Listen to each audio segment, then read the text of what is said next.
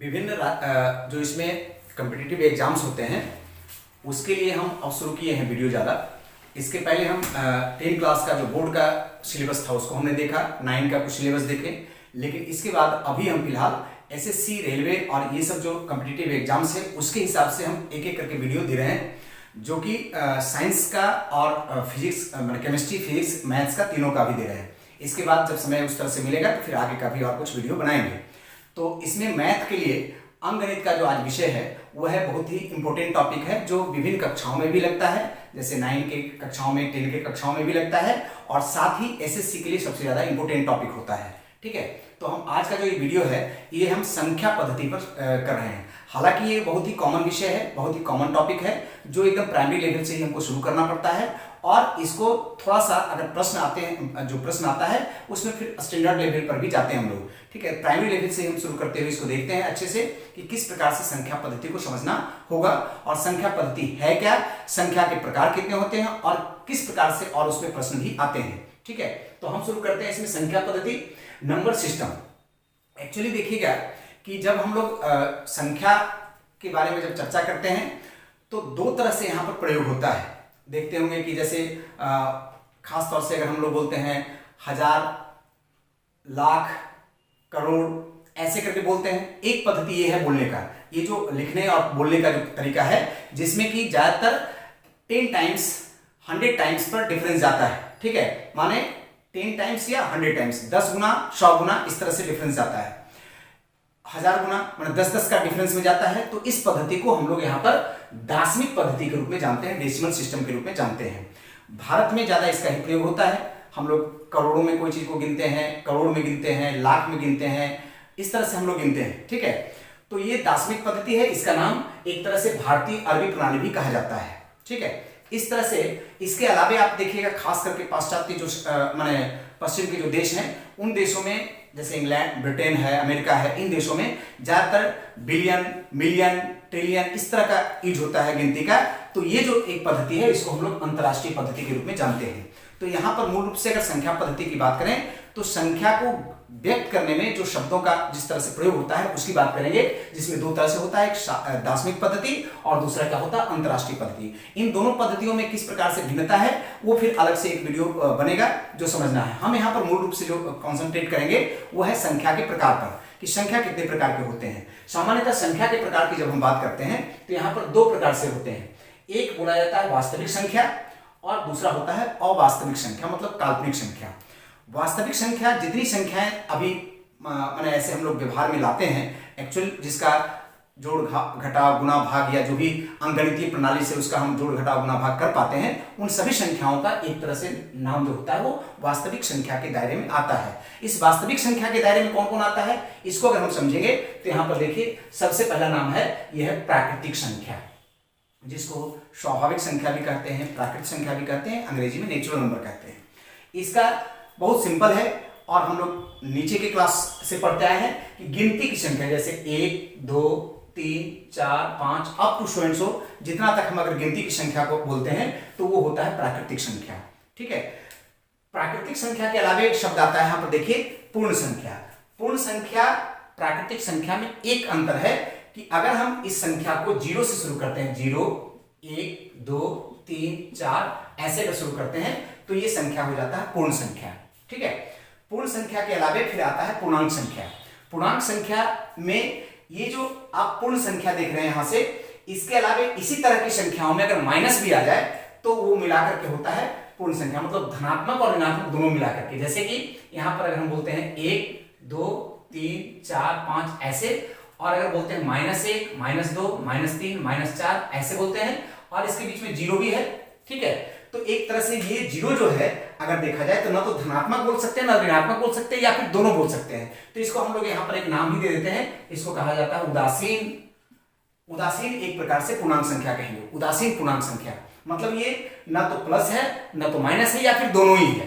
ठीक है, इसके अलावा ये प्लस हो गया और ये माइनस हो गया। हालांकि यहाँ जो हम क्रम लिखे हैं इस क्रम में एक बात क्या है कि ये वाला तो बढ़ते हुए क्रम है, यहाँ पर देखिए बढ़ते क्रम है, लेकिन ये वाला जो लिख रहे हैं हम ये एक्चुअली घटते क्रम है, मतलब माइनस में जो संख्या होता है वो घटता होता है। तात्पर्य है कि जैसे 1, 2, 3, 4 में आप क्रम से समझ सकते हैं कि 2 1 से बड़ा होता है, 3 2 से बड़ा होता है, 4 3 से बड़ा होता है। लेकिन इसमें उल्टा होता है। इसमें क्या उल्टा होता है कि -1 और -2 में जब हम तुलना करेंगे तो -1 का मान -2 के मान से बड़ा होता है। मतलब माइनस में जो छोटा माने ये जो एब्सोल्यूट मान है, एब्सोल्यूट मान जो होता है वो छोटा वाला जो होता है वही बड़ा होता है।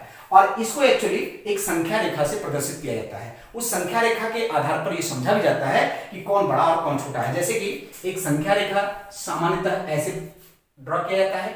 संख्या को इस तरह से हम माने एक रेखा को ड्रॉ करते हैं। उस रेखा में मिडिल माने बीच में 0 लेते हैं। इसके इधर 1 2 3 4 ऐसे करके आप क्वेश्चन जितना लिख सकते हैं और इधर में माइनस में लेते हैं। ठीक है, तो यहां पर जैसे 1 2 3 4 5 आप क्वेश्चन इधर में -1 -2 -3 -4 ऐसे लिखते हैं। और अब क्वेश्चन इधर में अनंत तक जाएगा, जितना तक जा सकता है।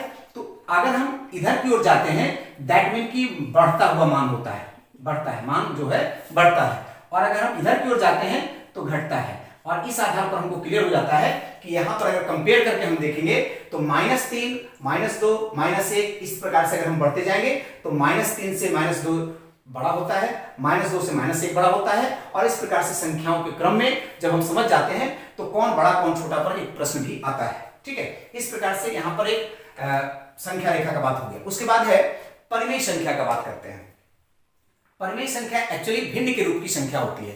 भिन्न के रूप की संख्या जैसे इसको लिखा जाता है कि P/Q के रूप में या फिर बटे के रूप में जो भी संख्या है उसको हम भिन्न संख्या कहेंगे। लेकिन यहां पर एक शर्त होता है। वो शर्त क्या है कि मूल शर्त इसमें है कि नीचे में शून्य नहीं होना चाहिए, ऊपर में शून्य हो सकता है। मतलब Q नॉट इक्वल टू 0।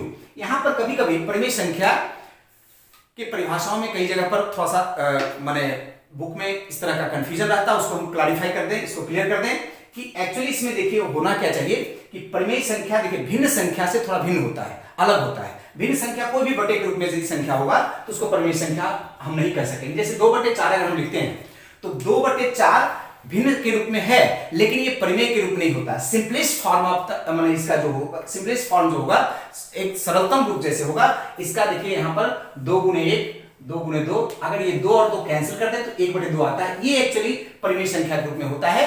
तो यहां लिखा जाना चाहिए इस तरह से कि इन दोनों में अंश और हर में कोई उभयनिष्ठ पद ना हो, तब उसमें होता है परिमेय संख्या। और बाकी ये परिमेय संख्या हो गया। और अगर 2/4 करेंगे तो इसका माने एक तरह से समान, इसी के समान ये हम अगर 1/2 लिखते हैं परिमेय संख्या तो 2/4 भी परिमेय संख्या लिखेंगे तो वो 1/2 के ही बराबर होगा। क्या समझे? इसके अलावा मान लो हम अगर 3/6 भी लिखते हैं तो वो भी 1/2 के बराबर होगा। तो मूल परिमेय संख्या के रूप में अगर हम जानते हैं ये कि जिसमें नीचे जो भिन्न के माने अंश और हर में से जो हर होता है वो 0 नहीं होना चाहिए और दोनों अंश और हर में कोई उभयनिष्ठ पद नहीं होना चाहिए। तो वो सरलतम रूप जो होता है वो परिमेय संख्या कहलाता है। ठीक है, अब बात करते हैं हम अपरिमेय संख्या का। अपरिमेय संख्या के रूप में अगर इसको बोला जाए तो इसके शब्द से स्पष्ट है कि जो परिमेय नहीं होगा वो अपरिमेय होगा। परिमेय मतलब बटे के रूप में, भिन्न के रूप में जो व्यक्त नहीं है, बल्कि सामान्यतः अगर इसको रूट के रूप में अगर हम व्यक्त करते हैं, जैसे अगर √2, वैसे कोई पूर्ण संख्या, पूर्ण वर्ग संख्या जो होता है जैसे 4 है उसका वर्गमूल पूरा निकल जाता है। मान लीजिए 16 है उसका पूरा वर्गमूल निकल जाता है। जिसका पूरा वर्गमूल नहीं निकलता है ऐसा रूट के रूप में अगर कोई संख्या लिखा हुआ है, जैसे √2 लिखा हुआ है, √3 लिखा हुआ है, √5 लिखा हुआ, √6 लिखा हुआ, तो ये जो संख्याएं होता है इसको हम लोग क्या कहते हैं? अपरिमेय संख्या कहते हैं। बेसिकली हम अभी परिभाषा पर पहले देख ले रहे हैं। उसके बाद आता है सम संख्या। सम संख्या देखिए इसमें से प्राकृतिक संख्या में से, पूर्ण संख्या में से, पूर्णांक संख्या में से, परिमेय संख्या में से, कोई भी संख्या में से जो 2 से कटने वाला संख्या होता है, मतलब जो 2 से विभाज्य होता है उसको हम लोग कहते हैं सम संख्या। मतलब 2 से विभाजित होने वाला, जैसे 2 हो गया, 2 4 6 8 ऐसे करके जो भी संख्या है वो सम संख्या होता है। विषम संख्या मतलब जो कि 2 से नहीं विभाजित होता है, इसके अलावा जो संख्या होता है, जैसे हम बोलेंगे 1 3 5 7 9, तो ये हो जाएगा विषम संख्या।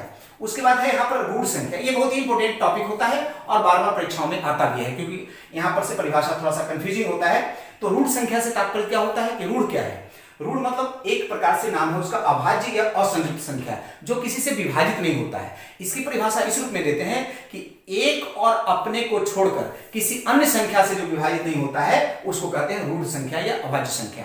तो एक और अपने से छोड़कर जब बात करते हैं तो एक को भी छोड़ देना पड़ेगा और 2 को भी छोड़ देना पड़ेगा। आप समझ सकते हैं इसको, जैसे 1 तो सिर्फ 1 से ही डिवाइड होता है, 2 अपने से डिवाइड होता है, ठीक है, और 1 से डिवाइड होता है। तो ये दोनों ही एक प्रकार से ऋण संख्या नहीं है, ये दोनों ही ऋण संख्या नहीं है। इसके अलावा 3 बात करेंगे तो ये ऋण संख्या होता है, 5 बात करेंगे तो ये ऋण संख्या होता है, 7 ऋण संख्या होता है, फिर 11 ऋण संख्या होता है। लेकिन इसमें एक लिमिटेशन नहीं है, आपस में एक सीक्वेंस नहीं है।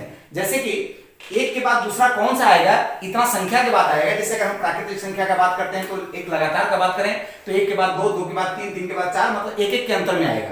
इसी तरह से और भी आपस में सीक्वेंस में रहता है, लेकिन इसका कोई सीक्वेंस नहीं है। इसको ऐसे हमको याद रखना पड़ता है कि कितनी संख्याएं, जिसको हम इसके बाद इसमें करेंगे कि कितने संख्याएं 1 से 50 तक के बीच में आता है, कितनी संख्याएं अभाज्य संख्याएं 1 से 100 तक के बीच में आता है, ये अलग से फिर कंपटीशन में आता भी है। अब इसके बाद हम करते हैं यौगिक संख्या या भाज्य या संयुक्त संख्या, ठीक है। तो ये भाज्य और संयुक्त संख्या इसके उलट हो गया, मतलब जो अभाज्य है उसके उल्टा, मान 1 और अपने को छोड़कर किसी अन्य से भी यदि कटने वाला कोई संख्या है तो उसको हम लोग कहते हैं भाज्य या कंपोजिट नंबर। इसमें कोई भी आ सकता है, जैसे यहां से 4 से शुरू कर सकते हैं, 4 हो सकता है, 6 हो सकता है, 8 हो सकता है, 9 हो सकता है, 10 हो सकता है। ये सब जो संख्या है जो किसी से भी कट सकता है, 1 और अपने को छोड़कर किसी और से भी कट सकता है, उसको हम लोग कहते हैं क्या, यौगिक संख्या या भाज्य संख्या, ठीक है। अब इसमें एक नाम आ जा रहा है, ये हालांकि संख्या के प्रकार में नहीं आता है, लेकिन चूंकि प्रश्न में आता है तो हम यहाँ पर ही लिख दिए हैं, वो है पूर्ण वर्ग संख्या। पूर्ण वर्ग संख्या जिसका कि पूरा पूरा वर्गमूल निकल सकता है, जैसे कि हम बोलते हैं 4, बोलते हैं 16, बोलते हैं 25। ये जो संख्याएं हैं ये पूर्ण वर्ग संख्या है जिसका पूरा पूरा वर्गमूल निकलता है। इसके अलावा आता है पूर्ण घन संख्या। पूर्ण घन संख्या से तात्पर्य है वैसी संख्या जिसका कि पूरा पूरा घनमूल निकाला जा सकता है। मतलब जैसे हम बोलते हैं 8, तो इसका घनमूल क्यूबिक रूट 2 निकलता है, तो ये 8 जो है पूर्ण घन संख्या के रूप में जाना जाएगा। इसी तरह से यहां पर एक शब्द आता है, कभी कभी परीक्षा में आता है और किसी किसी खास टर्म में यूज होता है, सब जगह इसका यूज भी नहीं होता, लेकिन संपूर्ण संख्या के रूप में एक शब्द आता है इसमें। ये संपूर्ण संख्या क्या है, देखिए यहाँ जो 6 और 28, 1 से लेकर के 100 तक में 2 ही संपूर्ण संख्या है। इस संपूर्ण संख्या से क्या तात्पर्य होता है, इसको समझिए कि 6 का खंड करिए तो खंड इसका कौन कौन होता है, 1 हो सकता है, 2 हो सकता है, 3 हो सकता है। और 1, 2 और 3 को अगर हम जोड़ते हैं, देखिए यहां पर और इसका 6, सॉरी यहां पर 1, 2, 3 और 6, इसका अगर गुणनखंड करेंगे तो क्या होगा, 1, 2 और 1, 2, 3 और 6 हो सकता है। इसको एक बार जोड़ दीजिए, सबको जोड़ने के बाद आएगा 12, ठीक है। तो ऐसी संख्या जिसके सभी गुणनखंड को अगर आपस में जोड़ें तो उसका अगर दुगना आता है तो ऐसी संख्या को हम लोग क्या कहते हैं, संपूर्ण संख्या कहते हैं, ठीक है। इसके अलावा ये जो शब्द आया है, ये बाइनरी सिस्टम, ये शब्द आता है कि हम लोग जो अभी संख्या का बड़ी बड़ी संख्याओं को लिखते हैं तो 0 से लेकर के 9 तक 10 अंक होते हैं। इस 10 अंकों को मिलाकर के बड़ी बड़ी संख्याएं बनती है। तो ये 10 अंकों को मिलाकर के जब बनती है तो इसलिए इसको हम दाशमिक सिस्टम से बोलते हैं, दाशमिक पद्धति से इसको लिखना बोलते हैं। लेकिन अगर हम 2 ही अंक का प्रयोग करते हुए अगर काम करें, जिसमें 0 और 1, मात्र 0 और 1 2 अंकों का प्रयोग करके बड़ी बड़ी संख्याओं को अगर लिखने का प्रयास करें तो इसको कहते हैं द्विआधारी संख्या।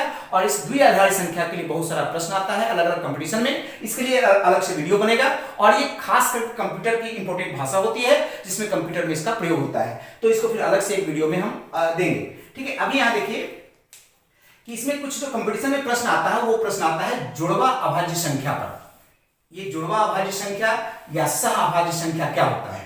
जुड़वा अभाज्य संख्या जो शब्द है, कुछ कुछ अभाज्य संख्याओं के बीच का जो अंतर है अगर 2 है, ऐसा लगातार में कहीं कहीं पर, जैसे यहां पर देखिए इसी को आगे हम बढ़ा दें तो 11 के बाद एक 13 आता है, जिसके बीच में अंतर कितना है, 2 का अंतर है। तो ऐसी अभाज्य संख्याओं को जुड़वा अभाज्य संख्या कहते हैं। मतलब जिन 2 संख्याओं माने अभाज्य संख्याओं के बीच का अंतर 2 अगर है तो ऐसी एक जोड़ी संख्याओं को हम क्या कहते हैं, जुड़वा अभाज्य संख्या कहते हैं, ठीक है। जैसे इसके बाद का संख्या एक आ सकता है 17 और 19, तो ये क्या हो जाएगा, जुड़वा अभाज्य संख्या हो। और सहअभाज्य संख्या पर एक प्रश्न आता है। सहअभाज्य संख्या से तात्पर्य होता है ऐसी 2 संख्याओं का एक जोड़ा जिसको एक दूसरे से वो नहीं कटने वाला होता है, आपस में नहीं कटने वाला होता। कोई भी अगर हम बोल देते हैं तो उसमें ज्यादातर जो आपस में नहीं कटने वाला होता है वैसी एक जोड़ी संख्या जो होता है वो क्या कहलाता है, सहअभाज्य संख्या कहलाता है। तो इस प्रकार से संख्या पद्धति में इन सब विभिन्न प्रश्न पूछे जाते हैं। और इसकी परिभाषाओं से संबंधित बहुत सारे प्रश्न पूछे जाते हैं, संख्या पद्धति पर बहुत सारे प्रश्न होते हैं। तो आज हम कुछ महत्वपूर्ण हल्के टॉपिक पर पहले एक बार देख ले रहे हैं कि ये जो परीक्षा में कौन कौन से बिंदुओं पर प्रश्न आते हैं और हमको ध्यान देना पड़ेगा।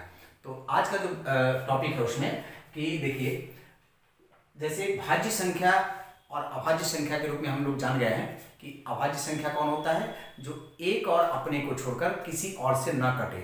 ठीक है, इसका उलट भाज्य संख्या क्या होता है कि जो किसी और से भी कटे, मतलब एक और अपने को छोड़ करके किसी और से भी कटता हो, विभाजित होता हो, तो उसको हम भाज्य संख्या कहते हैं। अब एक शुरू में अगर बात करते हैं हम एक का, तो एक को क्या कहेंगे, हम भाज्य संख्या कहेंगे या फिर अभाज्य संख्या कहेंगे।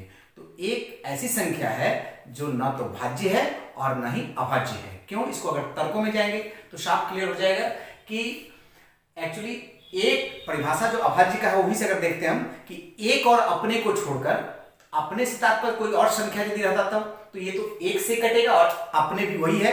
तो ऐसे में हम यहां तर्क लेते हैं कि ये अभाज्य भी नहीं है और भाज्य भी नहीं है, भाज्य तो है नहीं।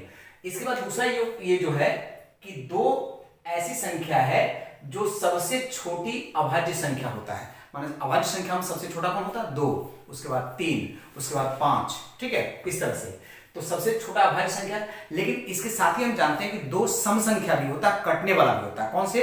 2 से कटता है, 2, 4, 6, 8। तो इसमें एक इस तरह से प्रश्न आ जाता है कि ये अभाज्य भी है और साथ में क्या है, सम संख्या भी है। ऐसा कौन सा सम संख्या होगा? सामान्यतः जब सम संख्या का बात दिमाग में आता है तो हम लोग को समझ में आता है कि वो कटने वाला होगा, 2 से कटने वाला होगा, सम संख्या कहलाएगा। इसका मतलब विभाजित होने वाला होगा। लेकिन विभाजित होने वाला भी होगा और अभाज्य होगा, ऐसा होने पर थोड़ा कंफ्यूजन हो जाता है। तो यहां पर अगर बोलेंगे कि ऐसा कौन सी सम संख्या है जो अभाज्य है, तो इसका मतलब 2 है जो अभाज्य भी है और सम संख्या भी है। ठीक है, तो इस पर थोड़ा सा भाषा को परिवर्तित करते हुए क्वेश्चन आ जाता है। तो 2 एक ऐसी संख्या है जो अभाज्य भी है और सम भी है।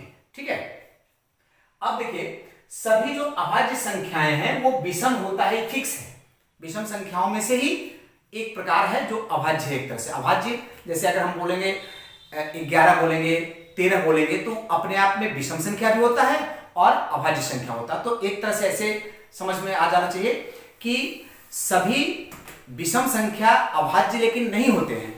ठीक है, लेकिन सभी अभाज्य संख्याओं को हम विषम संख्या कह सकते हैं। इसके लिए एक अलग से हम थोड़ा सा टॉपिक पर क्लियर कर दें कि जब हम शुरू में नाम पढ़े थे तो उस नाम में क्या है, प्राकृतिक संख्या हम पढ़े थे या प्राकृतिक संख्या बोलते हैं।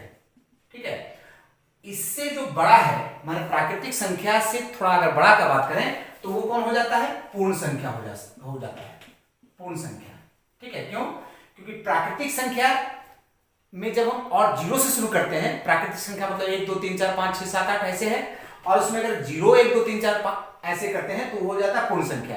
इसका मतलब यहां पर एक इस तरह से प्रश्न आ जाता है, देखिए कि सभी प्राकृतिक संख्या पूर्ण संख्या नहीं होता है, लेकिन सभी प्राकृतिक संख्या पूर्ण संख्या होता है, लेकिन सभी पूर्ण संख्या प्राकृतिक संख्या नहीं होता है। ठीक है, फिर से हम एक बार रिपीट कर रहे हैं कि सभी प्राकृतिक संख्या जैसे 1, 2, 3, 4 ये सब जो है वो पूर्ण संख्या भी होगा, लेकिन उसमें जो 0 है वो एक्स्ट्रा है, जो कि पूर्ण संख्या है लेकिन वो प्राकृतिक संख्या नहीं है। तो इसका मतलब सभी प्राकृतिक संख्या पूर्ण संख्या होता है, लेकिन सभी पूर्ण संख्या प्राकृतिक संख्या नहीं होता है। इसका मतलब कि पूर्ण संख्या और प्राकृतिक संख्या में तुलना करेंगे तो पूर्ण संख्या प्राकृतिक संख्या से ज्यादा बड़ा होता है। ठीक है, समुच्चय के चैप्टर में जब हम पढ़ेंगे तो उसमें हम पढ़ेंगे कि एक तरह से प्राकृतिक संख्या पूर्ण संख्या का सबसेट कहलाता है। ठीक है, वो बाद में हम लोग जब समुच्चय चैप्टर में पढ़ेंगे तो पढ़ेंगे। अब हो गया, अब अगर पूर्णांक संख्या का बात करते हैं, ठीक है, पूर्णांक संख्या, तो पूर्णांक संख्या में पूर्ण संख्या सब आता है, 0, 1, 2, 3, 4 सब आता है और साथ में माइनस वाला भी आता है। इसका मतलब कि सभी पूर्ण संख्या पूर्णांक संख्या भी होते हैं, लेकिन सभी पूर्णांक संख्या पूर्ण संख्या नहीं होते हैं। ठीक है, इस तरह से फिर ऑब्जेक्टिव।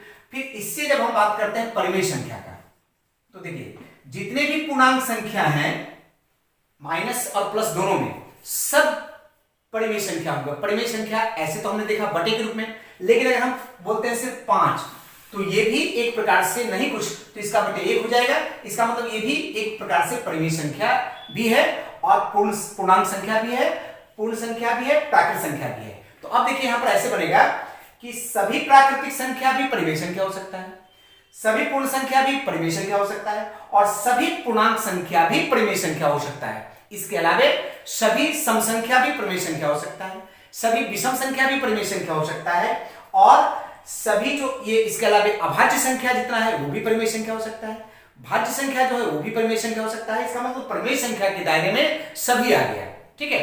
सिर्फ वो अपरिमेय जो है वो परिमेय नहीं होगा, ठीक है। तो इस प्रकार से इन सबों में अगर देखा जाए तो प्राकृतिक, पूर्ण, पूर्णांक ये सबसे बड़ा कौन हो गया, परिमेय संख्या हो गया, ठीक है। और अपरिमेय संख्या का दायरा दूसरा है। तो इस प्रकार से भी थोड़ा सा वैरी करके क्वेश्चन आता है। अब यहां पर बात करते हैं कि सभी जो अभाज्य संख्या है वो क्या होता है, विषम संख्या होता है। क्लियर हो गया। अभाज्य संख्याओं का लेकिन कोई सीक्वेंस नहीं होता, हमने पहले बोला है। सीक्वेंस नहीं होने के चलते जिसका सीक्वेंस होता है मतलब एक क्रम होता है, निश्चित क्रम होता है, निश्चित अंतराल होता है संख्याओं के बढ़ने या घटने में, तब हम उसको एरिथमेटिक प्रोग्रेशन या ज्योमेट्रिक प्रोग्रेशन के आधार पर, एपी या जीपी के आधार पर हम उसमें संख्या निकाल लेते हैं, उसके अगले टर्म निकाल लेते हैं। इस तरह से हम लोग निकालते हैं सूत्र के आधार पर। लेकिन जिसमें कोई सीक्वेंस नहीं होता है, कोई डिफरेंस का सेम नहीं होता है, ऐसे में हम पूरा परफेक्ट संख्या निकालना या एकदम एग्जैक्टली की अगला अभाज्य संख्या कौन सा होगा, ये हम लोग को कोई नियम से नहीं आता है। तो इसको डायरेक्ट हमको याद रखना पड़ता है। खास करके परीक्षा में जो आता है वो है कि जैसे 1 से लेकर 25 तक की बात हम करते हैं तो इसमें हमको 9 अभाज्य संख्या आता है। 1 से लेकर 25 तक के बीच में कितना अभाज्य संख्या आता है, 9 अभाज्य संख्या आता है। एक बार गिन करके भी देख सकते हैं अपना, ठीक है। उसके अलावा है कि 1 से लेकर के 50 तक के बीच में 15 अभाज्य संख्याएं आते हैं, ठीक है। इसी तरह से 1 से लेकर के 100 तक के बीच में 25 अभाज्य संख्याएं आता है। और अभाज्य संख्या कौन कौन होता है वो अपना देख लीजिएगा। इसको लेकिन याद भी रख लेना पड़ेगा निकाल के। कभी कभी कंपटीशन में क्या करता है कि इन अभाज्य संख्याओं का योगफल भी निकाल के रखना पड़ता है, तो आप पहले ही निकाल करके जोड़ करके रख लेंगे, क्योंकि ज्यादातर 1 से लेकर 50 तक के बीच में इस तरह से ज्यादा पूछता है, ठीक है। उसके बाद है यहाँ कि किन्हीं भी 2 या 2 से अधिक सम संख्याओं को जोड़ने पर हमेशा सम संख्या आएगा। जब 2 संख्याओं को अगर सम संख्या के रूप में अगर हम जोड़ेंगे तो हमेशा वो दोनों आपस में जोड़ करके सम संख्या आएगा।